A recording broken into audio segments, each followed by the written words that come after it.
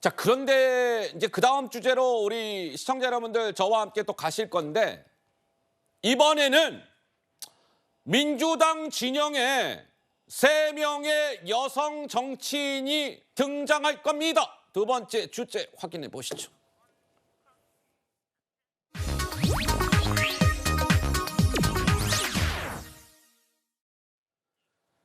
세 명의 여성 정치인 누군데?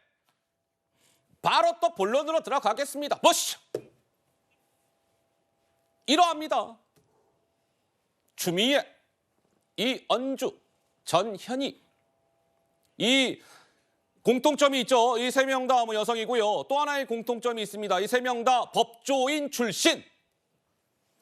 근데 추미애 전 법무부 장관은 민주당에서 돌고 돌아서 서울 동작 의뢰에 나경원 전 의원과 붙이는 게 어떨까? 이제 이런 게 지금 검토가 되고 있다고 하고, 최근 민주당에 복당을 한 이현주 의원은 중성동갑 이런 데 아니고요.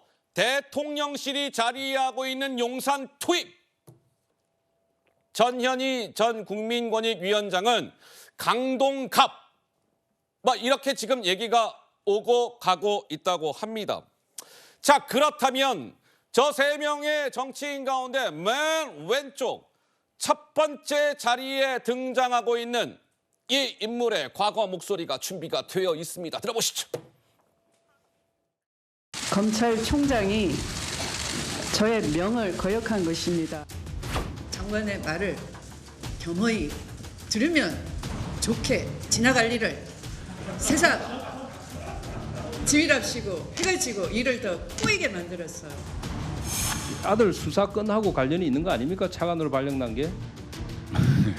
소설을 쓰신 장관이 그 자리에 앉아서 소설을 쓰고 있네. 우리 소설가입니까, 국회의원들이? 질문도 질문 같은 질문을 하세요.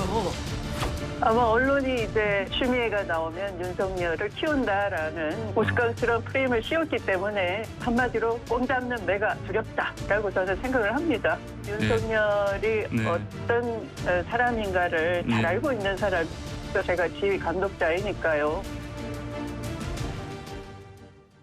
자, 그래서 서울 동작을해서 나경원 vs 추미애, 추미애 vs 나경원, 이 지금 대진표가 실제로 이제 성사가 되는 거 아니냐, 이런 얘기가 나오고요. 여권에서는 추미애 전 장관과 관련해서 왜 추나땡 이런 얘기하는데, 실제로 추나 대결이 이루어지는 걸까요? 추미애의 추, 나경원의 나입니다.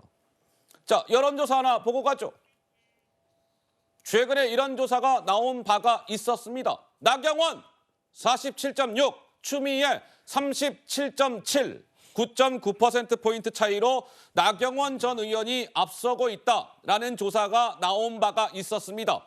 9.9니까 오차 범위를 벗어나는 숫자죠. 그렇다면 추미애 전 장관 얘기가 자꾸 오르내리고 있는데, 이미 국민의힘 쪽에서 동작을해 공천을 확정 지은 나경원 전 의원은 요즘 무슨 생각을 하고 있을까요? 직접 들어보시죠. 추미애 전 장관님 얘기도 나오고 임종석 전 실장 얘기도 나오고, 솔직히 1번 이수진, 2번 추미애, 3번 임종석, 4번 이재명, 4명 중에 고르라면 어느 사람이 제일 편할까요? 저 누가 나와도 상관없습니다. 그냥 모든 준비를 하고 있습니다. 자, 1번이 나오면 뭐라고 할까? 2번이 나오면 뭐라 할까? 결정이 안 돼서 제가 출마 선언을 특별히 이제 대충 뼈대는 잡아놨는데 아직 안 하고 있고요. 결정이 되면 정리해서 말씀드리겠습니다. 자, 나경원 전 의원 목소리까지 듣고 왔고요. 이 서울 동작을은 서울 지역에는 무슨 벨트가 있다? 한강벨트. 한강벨트 지역구 가운데 한 곳이기 때문에 여러모로 상징성이 있는 지역인데, 구자홍 차장님 어때요? 정말 추나 대결이 성사가 될 것 같습니까? 성사가 된다면 조심스럽지만 어떻게 예상해 볼 수 있을까요? 만약에 추미애 전 법무부 장관을 동작 의뢰 전략 공천을 한다라면 이 민주당의 전략 공천의 의도는 말 그대로 정권 심판론으로 이번 총선을 치르겠다. 이제 이런 의도를 겉으로 드러내는 겁니다. 예. 그런데 추미애 전 장관의 경우에는 많은 국민들이 기억하실 때에는 이른바 조국 사태 이후에 추윤 갈등, 추미애 장관, 윤석열 당시 검찰총장 간의 갈등이 증폭이 됐고 국민을 위해서 일하라는 정부가 오히려 검찰 개혁만 하려다가 결국 정권을 뺏긴 거 아니냐 이렇게 판단하고 계신 국민이 상당히 많습니다.